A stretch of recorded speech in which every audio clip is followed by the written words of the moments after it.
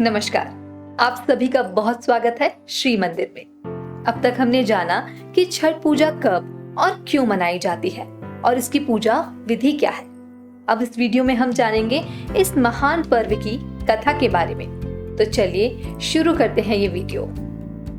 एक पौराणिक कथा बताती है कि प्राचीन काल में एक प्रियव्रत नामक राजा थे और उनकी रानी का नाम मालिनी था।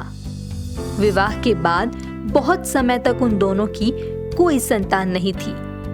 वह इस बात से बहुत पीड़ित रहते थे। एक दिन वह अपनी संतान प्राप्ति की इच्छा को लेकर महर्षि कश्यप के पास गए और उनसे अपनी मन की व्यथा कह सुनाई। महर्षि कश्यप ने उन्हें पुत्रेष्टि यज्ञ करवाने का सुझाव दिया।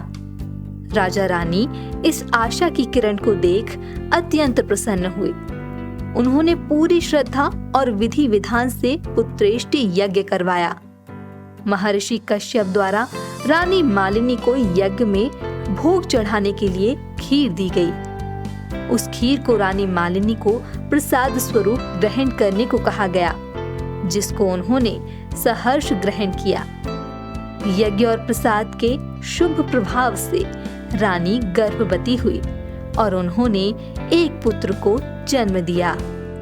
पुत्र प्राप्ति के समाचार से राजा प्रियव्रत और रानी मालिनी की खुशी की कोई सीमा न थी, परंतु उन्हें संतान का सुख कुछ समय के लिए ही मिला। अभाग्य से उनका पुत्र मृत पैदा हुआ। इस समाचार से राजा रानी को अत्यंत पीड़ा हुई। राजा अपने पुत्र के शव को लेकर शमशान घाट पहुंचे।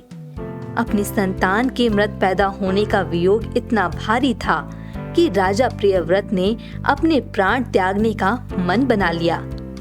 जैसे ही उन्होंने प्राण त्यागने चाहे, वैसे ही वहां पर ब्रह्मदेव की मानस पुत्री देवसेना प्रकट हुई।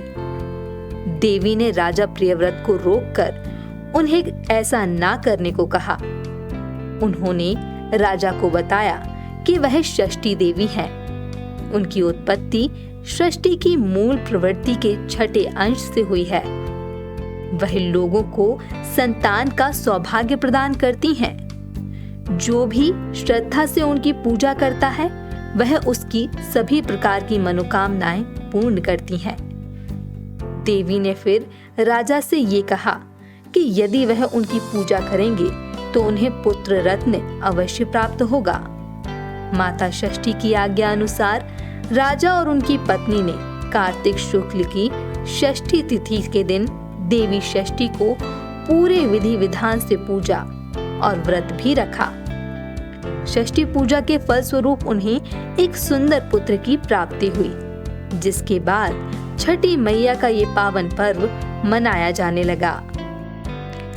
यदि बात करें अन्य मान्यताओं की, तो एक पौराणिक कथा के अनुसार लंका पर विजय प्राप्त करने के बाद भगवान राम और माता सीता ने राम राज्य के स्थापना दिवस यानी कार्तिक शुक्ल षष्ठी पर उपवास रखा था।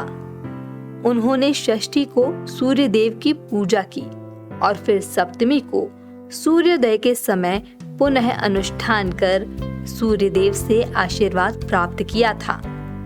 वहीं एक अन्य मान्यता के अनुसार छठ पर्व की शुरुआत महाभारत काल में हुई थी। सबसे पहले सूर्य के पुत्र कर्ण ने सूर्य देव की पूजा शुरू की। कर्ण भगवान सूर्य के परम भक्त थे। वह प्रतिदिन घंटों जल में खड़े रहकर सूर्य को अर्घ देते थे। सूर्य की कृपा से ही वे एक महान योद्धा बने। छठ में आज भी अर्घ देने की ये विधि प्रचलित है। कुछ कथाएं ऐसी भी मिलती हैं जिनमें पांडवों की पत्नी द्रौपदी द्वारा सूर्य देव की उपासना का उल्लेख मिलता है।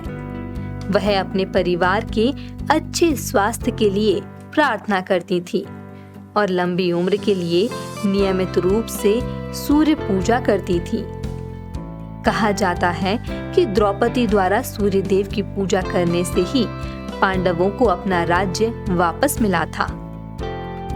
तो दोस्तों, इस वीडियो में हमने जानी छठ पर्व की संपूर्ण कथा। आशा है कि आपको ये वीडियो बेहद पसंद आया होगा। इस वीडियो में बस इतना ही। मिलेंगे आपसे अगले वीडियो में ढेर सारी जानकारी के साथ। तब तक के लिए आप बने रहिए श्री मंदिर ऐप के साथ। नमस्कार।